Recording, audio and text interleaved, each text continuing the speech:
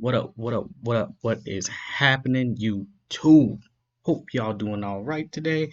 Hey, you know who it is, your boy Chris from Just Two Guys. We back here with for another fantasy episode. So even though we did our last recording, we had some audio issues of me and Mosley. So you get a double dose of me this coming up week. So today, what we're gonna cover is a couple of things. So last time I got asked by in the comment section, how do I evaluate all my people whenever I'm ranking them. So later on, you guys will get to see. So if you haven't seen already, we did the running back rankings 1 through 10. So coming up in a couple of days, we're gonna go ahead and do those wide receiver rankings 1 through 10, so I can tell you guys exactly how I would line everything up.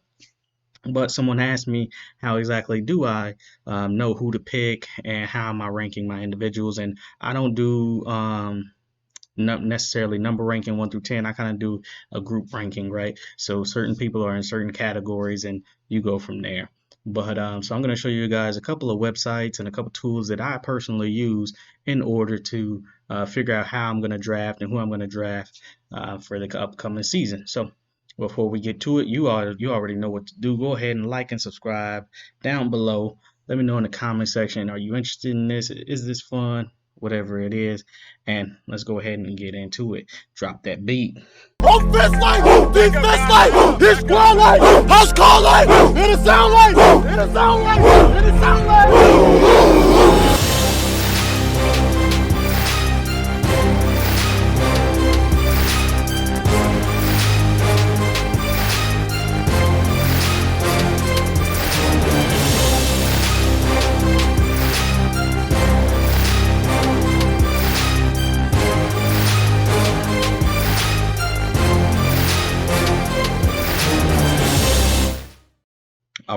All right. Now, here we go. So the first thing I'm going to actually show you guys is a couple of websites that I actually love to use. So these aren't my only websites, but these are my primary websites where I get all of my data, all of my information from, and I'll make sure I leave those comments down in the section below. So we're going to go ahead and start off with FantasyPros. So you'll hear good reviews for FantasyPros, you'll hear bad reviews for FantasyPros, but it's all personal preference depending on what you like. Now I like it. It shows I like to use their consensus ranking and their ADPs and see how everything is. As you can tell, we're in a PPR league, but you have no problem. You can just come over here and switch it if you want to standard or have PPR, whatever you need.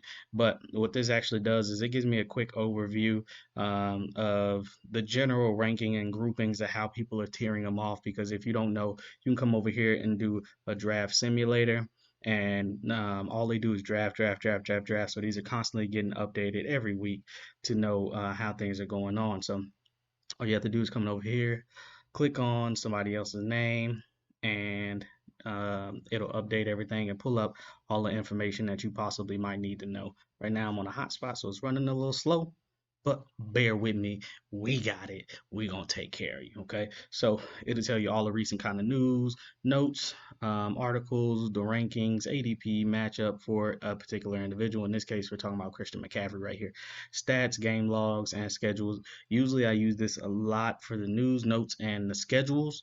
Because I think that it gives you a really clear and concise picture and breakdown of how the schedules are going to go. It also it breaks down week by week. As you can see, some of the green ones are where they're going to be great. It shows you, hey, this running back over here for this particular situation should perform good going against Houston, right?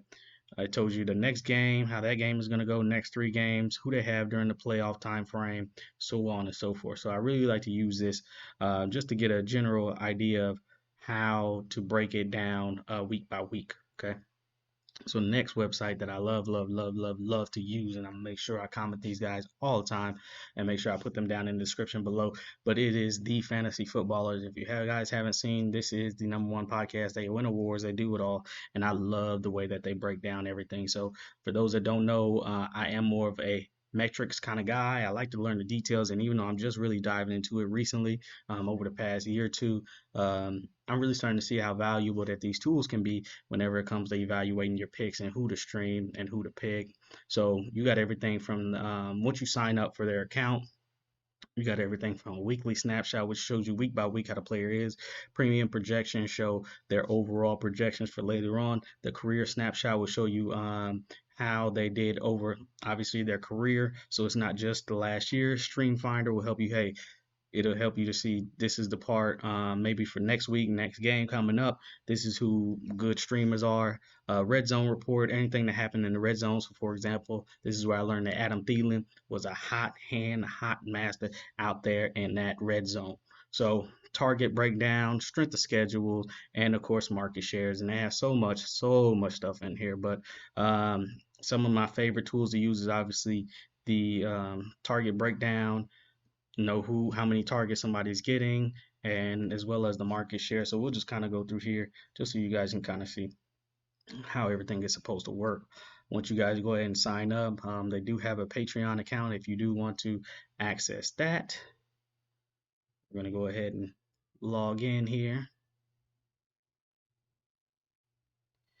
And once you guys will notice they have rankings, they have podcasts, they have articles, they have an ultimate draft kit and everything like that to help you guys if you choose to use them. I don't necessarily always use their rankings, but they're really good with kind of evaluating, just like FantasyPros, evaluating how the picks will go. They're always doing mock drafts as well. So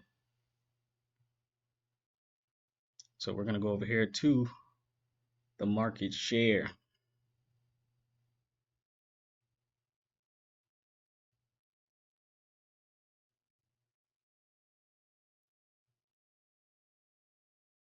Like I said, sorry guys, I'm on a hotspot right now since I'm not at the house, but I did want to bring this info to you guys as soon as possible. But so market share, how much is a player utilized in the offense, right? So obviously this is important, okay? It shows you the running back percentage of the team's total running backs. How many fantasy points did that person actually get? So in this particular case, Dave Montgomery got 86.4% of the running back percentage, right? Rushing attempt percentage, a yard percentage, touchdown percentage, targets for receiving, right? So they have the entire breakdown about how everything goes. So one of my favorite things, we're going to go ahead and click on Derrick Henry here, right? So not only does it show you that part, but it breaks it down in depth, okay, to the utmost degree. So it show you their consensus ranking over the last season and going into this season, the ADP or average draft position. So they're saying, hey, right now he's going at the 103. He's consensus ranking 3, so he's basically right there. In 2020, he was running back 2, played 16 games, game started at 16 as well. So I love this part, consistency ranking. So it'll show you how consistent was this person on a week to week basis, right? It'll grade it from A to F. Obviously, F being a bad, A being great. So you already know, hey, if I'm picking up Derrick Henry right now, he was the RB2 last time. They have him at the round of RB3. So you can already tell his consistency is across the board. Now, what I like about the consistency ranking is it's not just for one season, right? So this goes back over his entire career. But this is just the advanced stats, the target shares, he had 5 red zone attempts. So, like I said, it's kind of self-explanatory once you guys go down here, but I'm telling you guys, it gets so much more in depth. So, game by game, right? So, it shows you the ranking that they were, how many points did they have.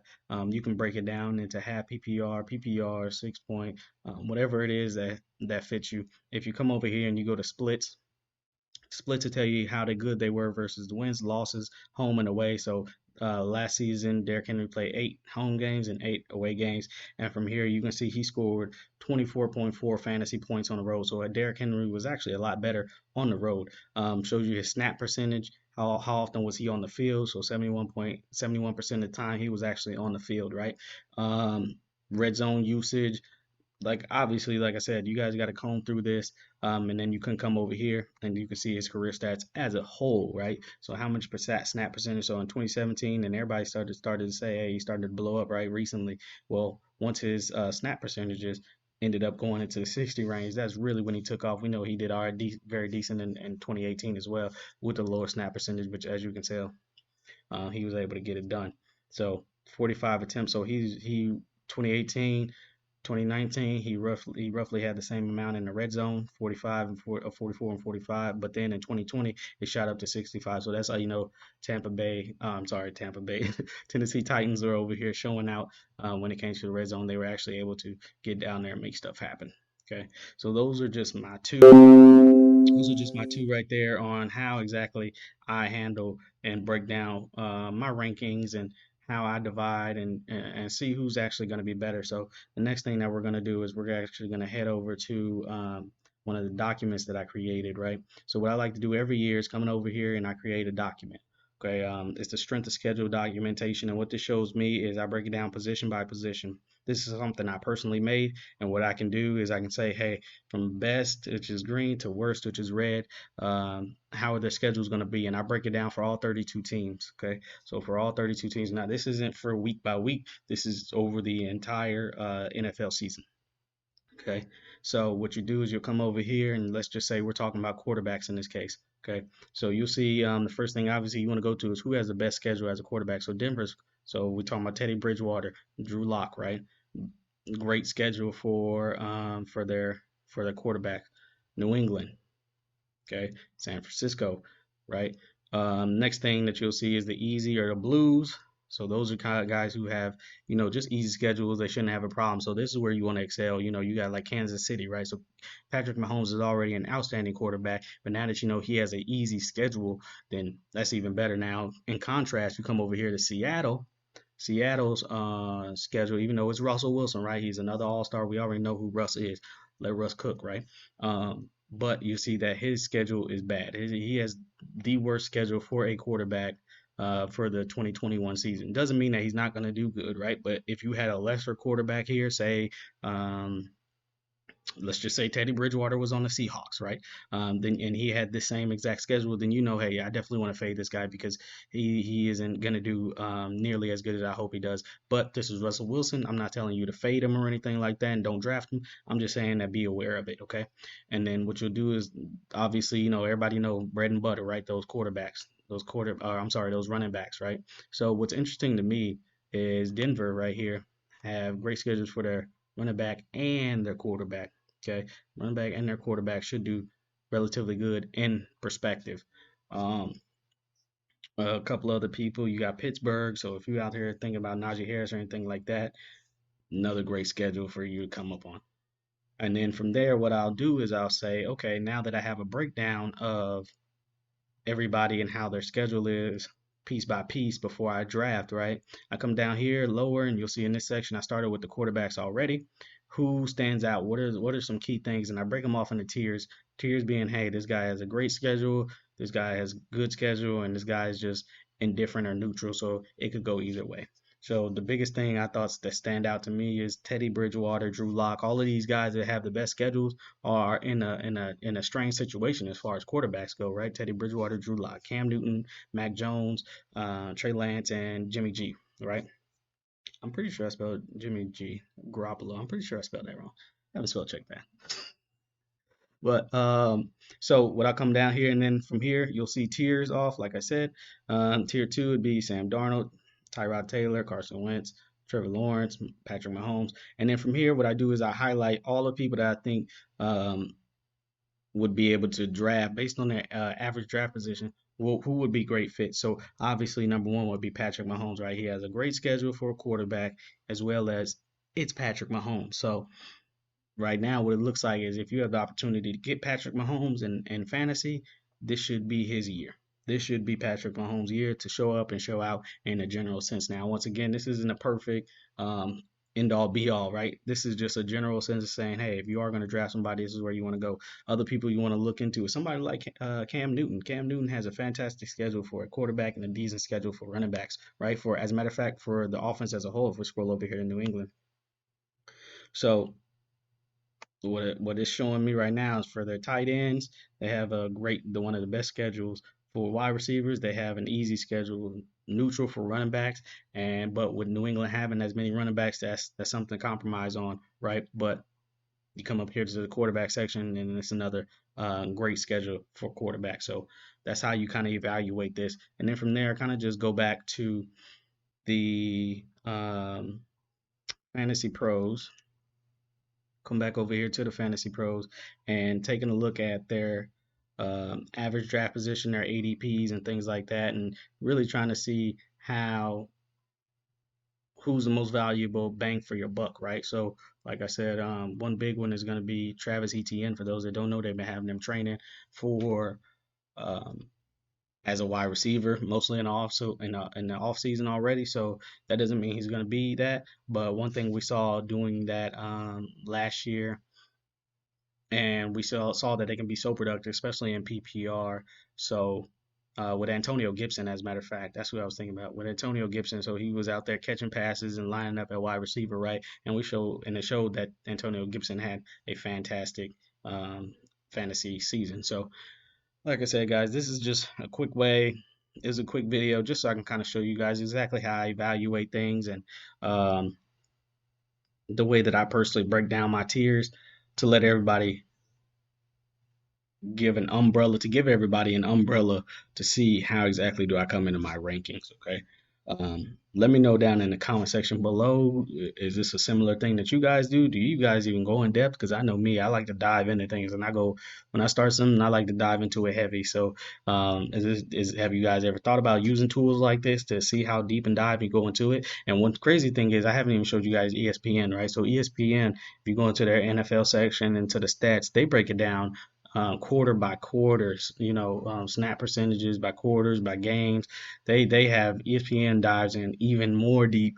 I just didn't want to kind of overload you guys with too much information, but even ESPN.com has some great assets and valuable information to use. So, like I said, let me know in the comment section down below. Is this something you guys like? Have you guys ever thought about using something like this, or shoot, is this shit just stupid? Either way, let me know. Hey, once again, I appreciate you guys. Thank you for liking, subscribing, and hollering at your boy. Until the next video. Peace.